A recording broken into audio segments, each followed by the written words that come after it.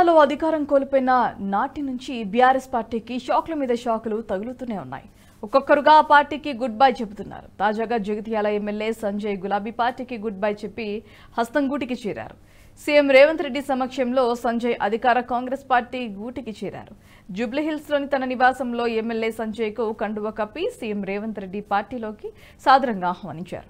ఇప్పటికే ఆ party senior నేత పోచారం శ్రీనివాస్ రెడ్డి గులాబీ పార్టీకి రాజీనామా చేసి కాంగ్రెస్లో చేరి షాక్ ఇయ్యగా, తాజాగా జగిత్యాల ఎమ్మెల్యే పార్టీకి రాజీనామా చేశారు.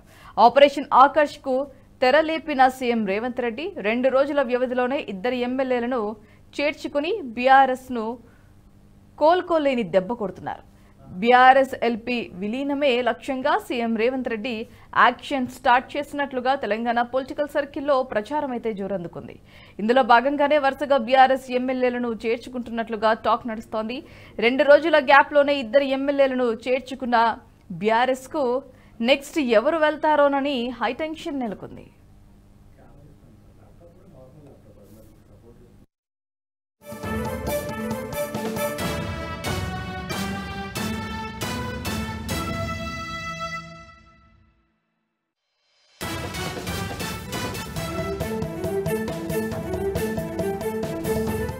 ఈ వీడియో మీకు నచ్చినట్టయితే లైక్ చేయండి, 10 మందికి షేర్ చేయండి. అలాగే కామెంట్ల రూపంలో మీ అభిప్రాయాలను మాతో పంచుకోండి. Nationalist hub group of channels ను సబ్స్క్రైబ్ చేసుకుని తెలుగునాట జాతీయవాద జర్నలిజాన్ని ప్రోత్సహించండి. ఈ వీడియో కింద ఉన్న బెల్ ఐకాన్ పై క్లిక్ చేయడం మర్చిపోవద్దు.